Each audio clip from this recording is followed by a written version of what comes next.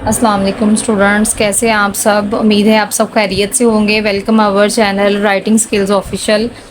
तो बेटा मुझे बताएं कि आपने हरूफ तहज्जी की कितनी प्रैक्टिस की है। जोए तक मैंने लास्ट वीडियो में आप लोगों को अपलोड किया था कि आप सिखाया था तो ये जोए तक लिखने के लिए, ठीक है। तो वो आपकी उसने कितनी प्रैक्टिस की है मुझे कमेंट्स करके बताएं आप। और आज नेक्स्ट हरूफ तहज्जी में जो आज हमारा नया सबक है वो स्टार्ट होगा एन गैन से। एन गैन और फे कॉफ काफ और गाफ तक आज हम इंशाल्लाह स्टडी करेंगे। तो आज हमने क्या पढ़ना है। एन गैन, एन खाली होती है, गैन के ऊपर एक नुक्ता होता है। एन गैन फे कॉफ, नुक्तों वाले काफ को थोड़ा सा मोटा पढ़ते हैं, ठीक है। फिर होता है गाफ, गाफ को थोड़ा सा हमने लाइन के साथ टच आगे जाके करना होता है ऐसे। इसका जो फर्स्ट वाला पार्ट होता है इसको हम लाइन के साथ टच नहीं करते, ठीक है। काफ, गाफ भी इसी तरह से, इसको स्टार्ट से आपने लाइन के साथ टच नहीं करना।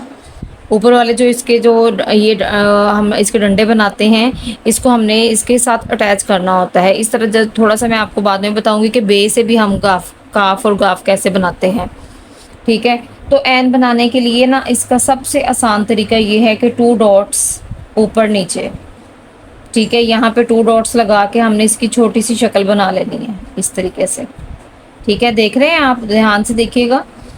तो आपने इसकी जब इस तरह से सी, जैसे इंग्लिश में सी लेटर होता है ना, उस तरीके से हमने इसकी छोटी सी शेप बना ली है।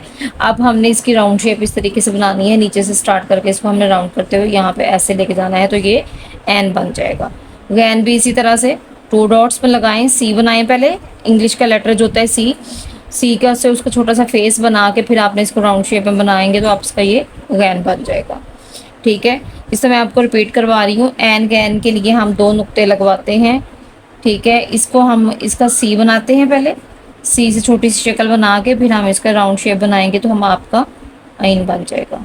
आइन भी इसी तरह से दोनों नुक्तों को आपस में मिलाना है, सी बनाना है, फिर हमने इसकी राउंड शक्ल बनानी है तो ये एन बन जाएगा, ठीक है। फे भी इसी तरह से। फे कैसे बनाना है, पहले आप बच्चों को थोड़ा सा बे बना देंगे, बे बनाएंगे इस तरह से, ये बे बन गया। तो इसको हम थोड़ा सा राउंड करेंगे तो ये फे बन जाएगा। ये देखें बेटा कितना आसान है फे बनाना। आपने इसी तरह से इसको फॉलो करना जैसे मैं आपको बता रही हूँ। पहले बे बनाएंगे, फिर हम इसको ऐसे राउंड करेंगे तो ये फे बन जाएगा। इसके ऊपर हम एक नुक्ता लगाएंगे। कॉफ भी बहुत ईजी है। पहले आप इसकी गोल शेप बनाएंगे इस तरीके से एक डॉट के साथ, ये देखें एक डॉट लगाया, यहाँ से इसकी राउंड शेप बनाई, ठीक है। फिर आपने छोटा सा फे की तरह, जैसे हमने फे को राउंड किया उतने ही हिसाब से आपने इसको भी राउंड करना है। राउंड करके इसके ऊपर हमने 2 नुक्ते लगा देने हैं तो ये कॉफ बन जाएगा। क्या बन जाएगा, कॉफ।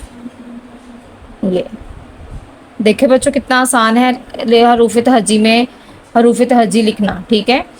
तो आपने इसे कॉफ भी इसी तरह से, काफ भी इसी तरह से, बेशक थोड़ी सी ऐसे बे की शेप बना लें, बना के इसको ऐसे करेंगे तो आपने इसको डंडे को इसके साथ मिला के ऊपर की तरफ ले जाना है तो ये आपका काफ बन जाएगा, ठीक है।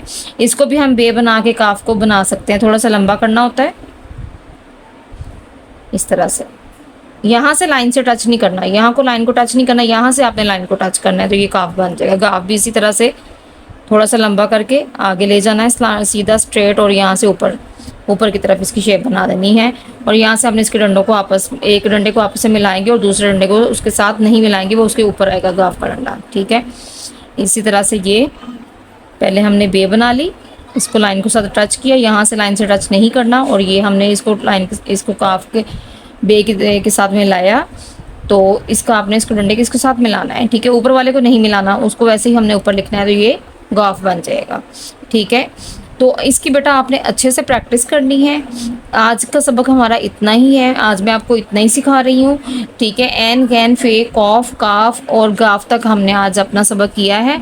तो आपने बेटा इसकी अच्छे से प्रैक्टिस करनी है और मेरी वीडियो को आपने लाइक एंड शेयर भी करना है। मेरे चैनल को सब्सक्राइब करें, इंशाल्लाह मैं आपके लिए न्यू वीडियोज़ लेके आऊँगी। अल्लाह।